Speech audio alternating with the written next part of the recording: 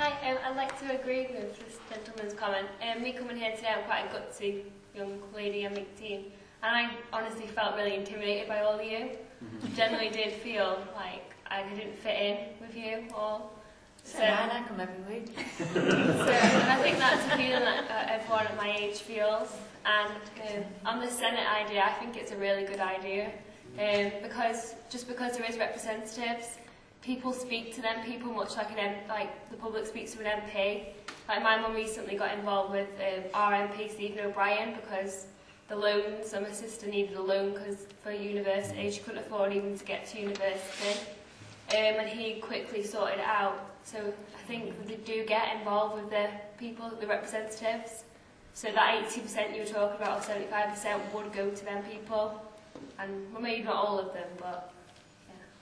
Very nice point. Thank you, I'd just like to make an observation about this.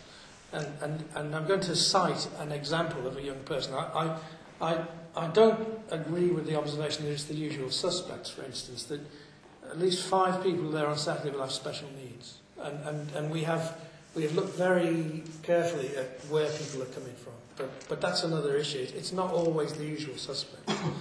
It's not always head boys and head girls. It's really open to everybody. And in the recent takeover of the House of Commons, which you may have seen on TV, the debate on the economy was opened by an MYP from Crewe. And she has been a self-harmer, and her mother is a single-parent drug user.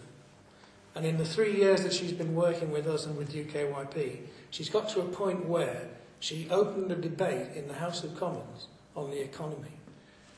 There was no way she was a high flyer or a usual suspect when she came on the scene, but she just wanted to have a go, and we encourage that. But the point that was really just about what was said before. The case I want to cite is about how people engage. There is a young man, and this guy floors me really, he's amazing. This guy's 15, and he's from Christleton High School. He's desperate to be a member of Youth Parliament, but for the last 2 or 3 years he's been involved going to his local parish council as a member of the public. From when he was 13 he was doing this. And he's involved himself in all sorts of things. He now, in fact, over the last 6 months, he's had a page on Facebook. And the page has his name, then the number 4, and MYP in Cheshire. He's got 150 of his friends and peers signed up to this page. And when he goes to a meeting, he puts on his page a week before, next week I'm going to this. What do you think about this? And he gets a response. And he'll go to a meeting and he might have 100 responses. And he'll say to people, this is what 100 people told me they think. And so it's that way. They're not going to come and through the door to tell you. But this guy has got his finger on the pulse. And he's only 15. I hope he gets elected. He may not do. But he'll be a hell of a senator. Whatever. But so you have to look at other ways of... The electronic system is actually the one that's going to do it, really. I think we need to break down barriers. The young lady says she was terrified coming here. We're terrified of you. So we need to break down barriers. I have just responded to an email about the committee cycle for next year, and I've actually said that Every Child Matters. We've been going into schools such as this, and I've said, why can't we meet at 2 o'clock during the school day so the young people can actually be part of the meeting? I know I'm going to get some of my panel members saying, oh, I can't do that.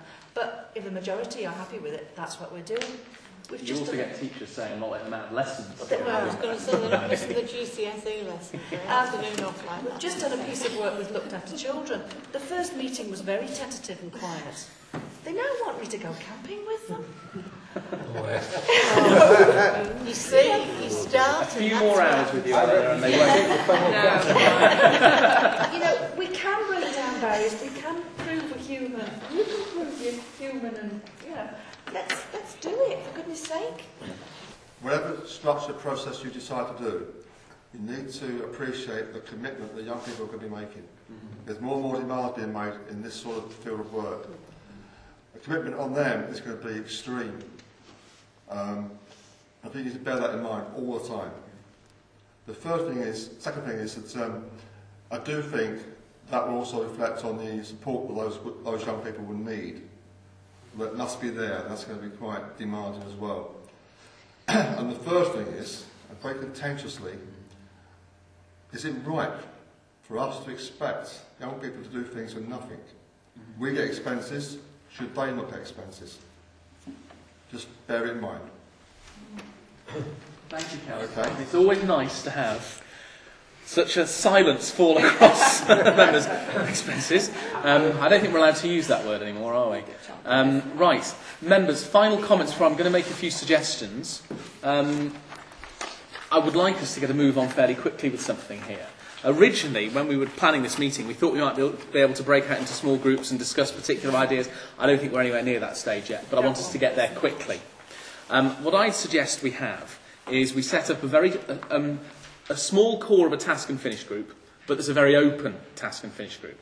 And its remit is to look at these, what I think are the two issues here. One is the structures that are used, and the other is their role within the council. Because that's the key thing. You can have a wonderful structure, but if it matters not a tin of beans, no one's going to take part, it's not going to make an image. So it needs to look at, I think, those two areas. I would expect to have on that not only some members of this committee, but perhaps also someone from Connections, and leaving it open flexibly to anybody else who would like to get involved. I think you should do some of its work online. It should obviously keep, because we've had quite a few citizenship teachers, well, 3 or 4, out of the 18, contact us saying they really want to get involved. They've made some excellent suggestions for us to work on, using a variety of different models and ideas. So I'd like us to form a small group like that. One that is, as I say, not just keeping itself to itself. It's going to be very open about it, work quite quickly, perhaps online quite a lot as well, to save travelling all over the place for lots and lots of meetings. And then we can fire that things out to the schools who are interested, the rest of the members, and then be able to come and present something that's a bit more concrete to not only the imminent Senate, but also to our schools, who I agree entirely should be really the focus of this work. Can I thank you all very much indeed for coming along tonight? I'm very, very grateful. Particularly as I know, certainly from your point of view, it was short notice because those up on high were scratching their heads wondering who to send. So thank you very much indeed. I think as a start from nothing, we've done quite well in a short time. So thank you very much indeed. And I pass back now to the chairman. Well, with much relief for him, I'm sure.